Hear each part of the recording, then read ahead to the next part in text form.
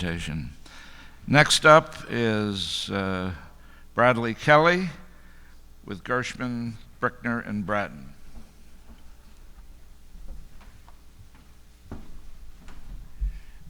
All right, hello everyone. Let's see if I can move this. Is that how I do it? Okay, and that's back. So I'm Brad Kelley with GBB. For those of you who don't know who GBB is, we're a consulting firm out of Northern Virginia, but really we're kind of everywhere because we're sort of spread out. And we truly believe in a world where discarded materials are used as a resource rather than wasted. And that's what we really try to help communities and private industry do.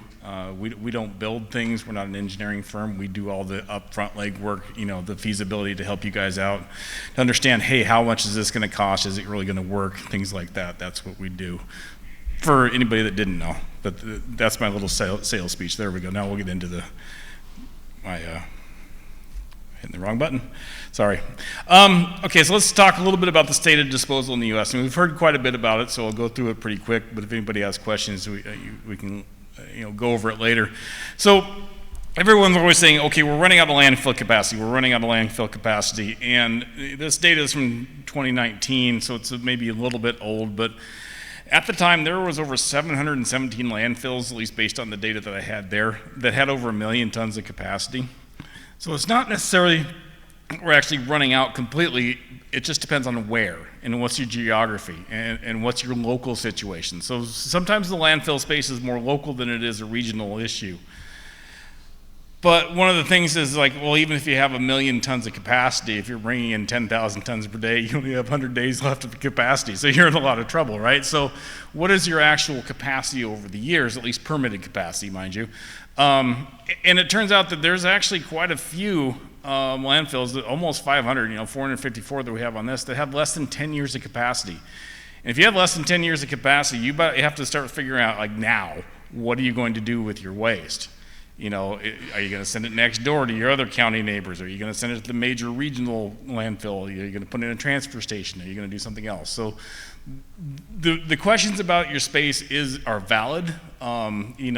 Adding landfill space to a current location is becoming more and more difficult, especially in certain locations, but it's not everywhere. So it can be somewhat local as to what you have to do. Then the other thing obviously is cost, right? It is pretty cheap to put, material in a hole in the ground, especially in different, certain locations.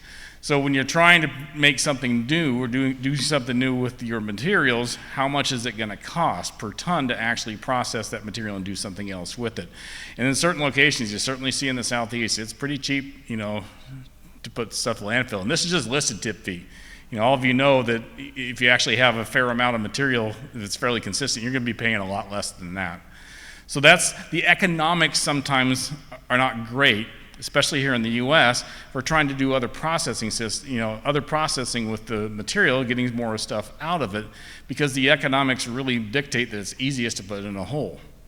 So sometimes political pressure and other types of regulations and things like that may need to become in place to help move that needle away from that. This is what the European model was for that. So real quick, I stole this from EREF because I thought it was really good, because it's really important for people to understand, because there is sort of a tendency in the industry, not these folks, but from outside, like the tech people come in and say, we're going to solve all your waste problems.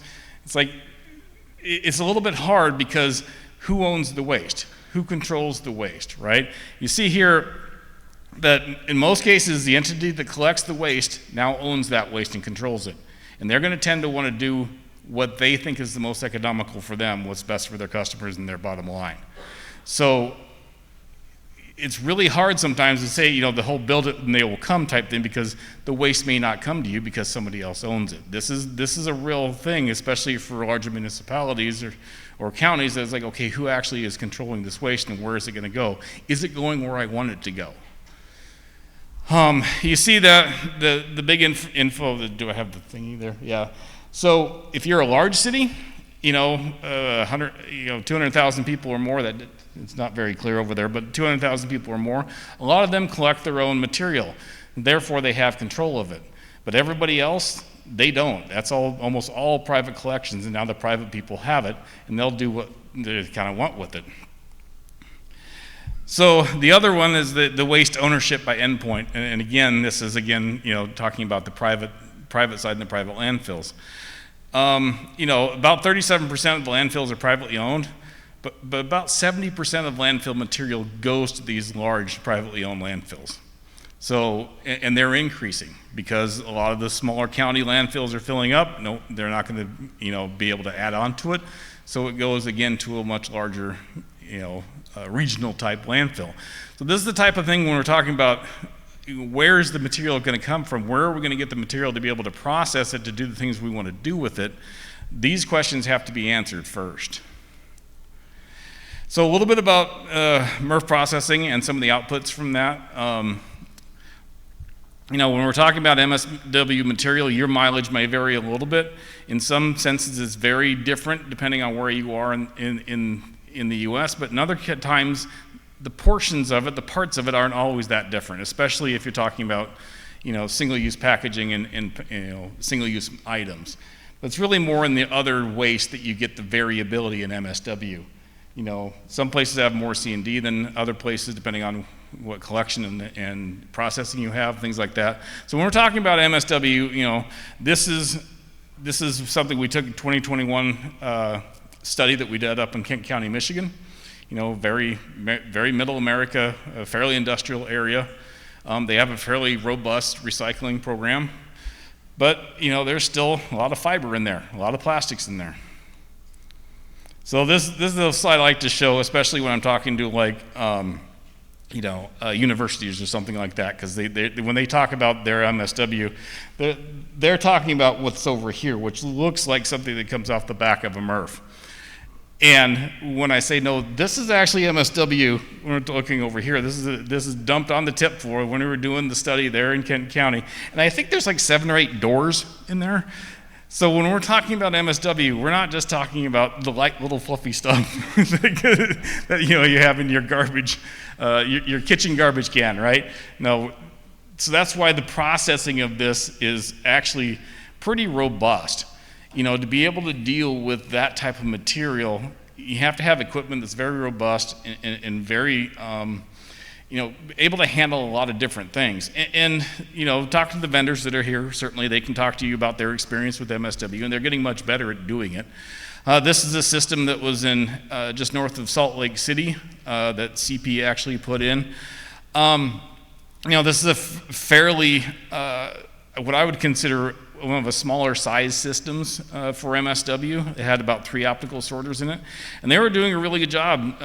They would process about 40 tons per hour, but they were only getting about 10% diversion because they were only taking out the high value recyclables, and they didn't have an outlet for the fines and organics. They were supposed to when they first built it, but they didn't have one, and they didn't really have a very good outlet for the light dry material at the time. That's changed a little bit, but this system also can process single stream, so that they're now moving it over to doing more single stream for them. Here's another one. I just want to show you. This is just for an RFP response for the Kent County, Michigan. I just wanted to show this because it helps indicate the size and the complexity of these types of systems to be able to process. This would process about 400,000 tons of MSW per year. So when you're just talking about MSW itself, you're looking at very large systems to be able to deal with all the different types of components that are in that, to get the things out of it that you want and can do something with it. And the technology is there mostly, but it's expensive. And to be able to do that, how does it make sense economically? And that comes into the products at the end. What can we make out of it?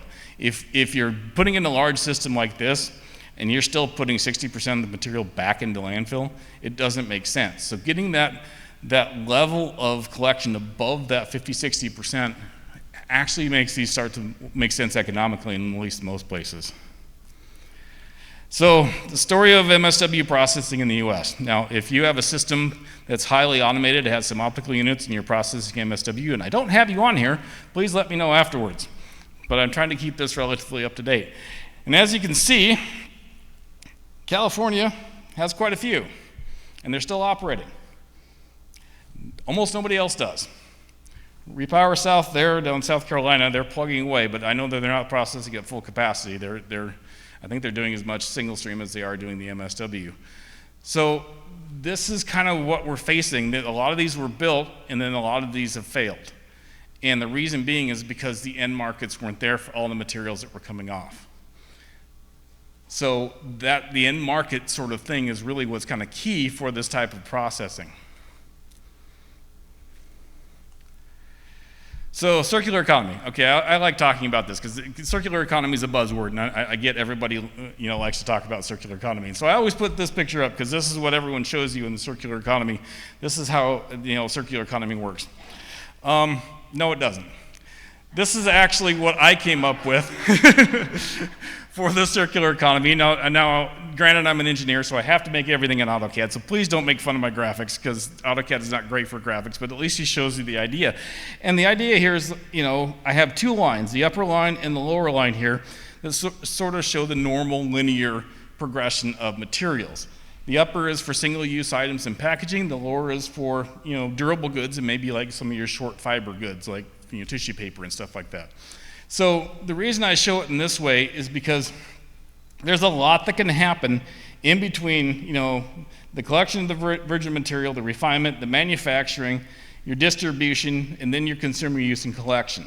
So there's a lot of different avenues for material to get back to there, but the ones that we tend to focus on, because we're after people use it, is your consumer use and collection afterwards, right? And that's when things get a little bit tricky.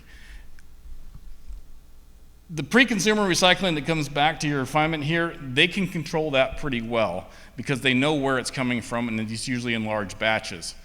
Once the people have it, and once it gets out into the world, and then we put it all back in the bin, and we try to collect it all back together, that's when it gets a little bit more messy. And so, if we have a collection that goes through recycling process, so we put our stuff in our single stream bin, it goes to the recycling processing at the MRF, there's some residue from that. Then, it's all collected in your bales, but then that has to be, distributed and refined again because the bales aren't super clean. There's caps in there, there's labels, there's other stuff to get to your refined materials. And then once it's actually in that, the pellet or flake form or, your pulp form, it can go back to the refinement, the manufacturer, to be put back into the system. So that green line is the circular part. But there's only certain items that are doing that. Metals for certain, metals do great, right? Glass does if it's really clean and you have an outlet for it. The sustainable, gosh, I just blanked on the glass guys. I apologize for that. So glass does pretty well as long as you can get it in a format that you can use, but generally from a MRF it's not usable, right? And then, of course, all the paper guys here know that the long fiber, that's what you're looking for, your quality fiber. But the quality fiber, obviously, it's not indefinite, right? Not like a metal is. Your long fiber will only be long fiber for so long. A couple times through, it's not going to be long fiber anymore, right? So that's why you have some of the short fiber that comes off of your processing. But the other big one is like for your plastics, HDPE natural. It can be used in a lot of different items. But your PET bottles that are coming post-consumer, not much, not right now. There's still a lot of issues with the color, the quality, the degradation of it. So it's problematic. And for, like we talked about earlier, the HDPE color, it goes into piping and other stuff like that. It goes into other durable goods. Your short fiber can, your mixed paper can go into tissue paper and stuff like that. But once it's in tissue paper, it's not really coming back into recycling. So it's kind of going that, down the bottom line there. So it's not nearly as circular as a lot of people talk about. So how can we help fix that? And that's when we talk about the advanced recycling or the molecular recycling or the different types of processing, for the materials to make, break it down into molecular materials that can be reused back into the refinement, and then manufactured, without any degradation of quality. And I think this is going to be really important going forward because, Pepsi, Coca-Cola, Unilever, those guys are really pushing for the circularity, but they don't understand, how to get this material back there in a way that they can use it. And this is where I think, some of the advances in technology that could really help going forward. Did I move? So let's talk a little bit about these advancements in technology that are out there. I just want to plug a little bit the Feedstock Conversion Interface Consortium. This is mostly made up with folks in the national labs in various places all around the country, and a few other folks out there. They mostly focus on biomass and biofiber to ethanol in the past decade, but they've just started to get back into looking at MSW. So they actually do have money out there for research. So if you're a company that's looking at any aspect from from the feedstock itself, or pre-processing or post-processing or other types of like that, they really would like to put more money out into the industry itself to work on some of this stuff. So yeah, if you've never heard of the FCIC, this is at least jot it down, and talk to me later and I can get you some contact info. Their next goals are to put more money into the R&D for this type of conversion that's out there for MSW. So I haven't put anybody to sleep yet. I got about 10 minutes left, so I know I'm like the second to last before you guys get to beer. So this is what I'll finish with. So one of the other things that we can look at is, because everyone tends to look at MSW as just this great big blob that's there, the black bag MSW, and this is what we have to deal with. But we've already proved with single stream and even dual stream before that we can separate some of the materials. And maybe this is a way to do it again, because one of the things I've really seen, because everyone has these different goals, right? 50% recycled content, or some of the plastic guys are like talking in billions of pounds of plastics to be recycled. And I'm thinking, where on earth are you going to get it? Because there's only so much that's going to the MRFs that are out there. And it's kind of stagnated as far as how much material gets recycled, and where is a lot of this material that's out there. So one of the things that I suggest is looking at looking again, because there are certain locations that have done it in the past, wet-dry collection. So if you take all of your packaging that you get, and all the single-use items that you get, everything you bring home from the store, including your plastic bag, and then at the end of the week you put all the dry materials in one and all your wet materials in another, then we have the technology to deal with it pretty well, for the most part. We're not quite there on all of it, but it's getting much, much closer. Because you think about how you are in your own household, when we talked about textiles earlier, right? How often do you actually throw out your shirts, your shoes, or something like that? You don't very often. So how often do you have to have the collection for something like that? It's pretty rare. Now, somebody in your neighborhood that day probably, or that week, decided to do it, so that's why when we do a waste sort of the whole thing, we find some of it. But you don't have to do it very often. Let me show so this is just an example for my home up in Northern Virginia. We collect MSW black material in 65-gallon containers twice a week. I'm not even sure why we have to do twice a week, because sometimes I only have like one bag in there. And almost all the time, it's either single-use or packaging materials. And then we also have some yard waste collection, and then recycling is also on Thursday. So if we went to wet-dry, you could do it once a week, and then we could do glass on every other week, and then once a month, you can do, your other material. Hey, I've done some work in the kitchen. It's the monthly thing. Maybe I should actually go through my closet. If it's not donatable, what can I do with it? So trying to think differently about how things are collected, I think would help look at what we can do with materials down the road. So what would that mean as far as numbers? So this is actually from the Kent County study, residential only, residential material. You can see wet fibers, organics, and diapers was 40%. And now that had a lot of plastic and other stuff in it, but there's things you could do with it. You could squeeze it, and it could certainly go to Jenny's, system after you squeeze the juice out of it. And some of the rest of the material, I know it's real pleasant, but but then there's still the remaining material. What do you do with that? On the dry side, you have dry fiber in the dry plastics, but of those, do we have it in here?